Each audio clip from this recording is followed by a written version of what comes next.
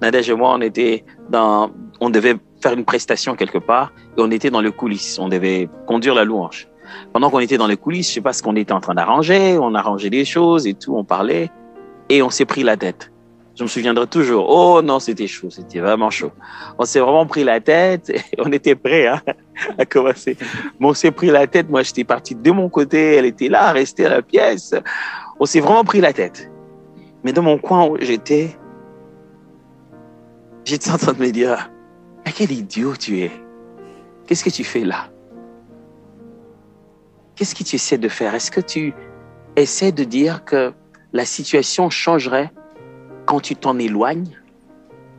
Est-ce que tu essaies de dire que le problème est chez l'autre et que tu as 100% raison? Vous savez, des fois, on se fait cette fausse humilité, on se dit, bah, c'est pas comme si j'ai 100% raison, mais je peux avoir mes petites erreurs, mais on prend tout de suite nos erreurs, on les réduit, on les diminue.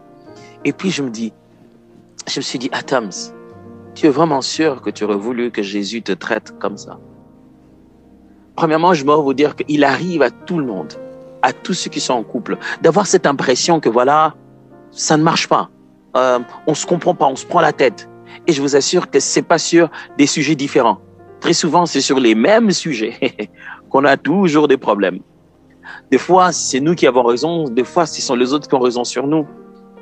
Mais vous devez savoir le but principal d'un couple. C'est premièrement d'être un cadre de brisement. Dieu a commencé un travail en vous, en tant qu'être humain, pour vous permettre de ressembler à Christ lorsque vous recevez le Seigneur Jésus. Quand Christ devient votre maître dans la vie, ce n'est pas que les pasteurs seulement qui vont vous prêcher. Vous savez, les pasteurs, ils prêchent à l'église et puis chacun rentre chez lui. Dieu nous a donné, moi comme ça toujours je vois ça, Dieu nous a donné, je veux dire, un superviseur quotidien qui fait le suivi de son caractère en nous. C'est comme ça que je considère. Je considère que si Dieu est en train de suivre, si oui ou non je développe la nature de Christ dans ma vie, eh bien il m'a donné une femme que voici, qui va veiller sur ça, qui va m'énerver pour ça, qui va m'amener au bout pour ça. Elle n'a pas l'air d'accord. Tout ce qu'on ressent là, en réalité,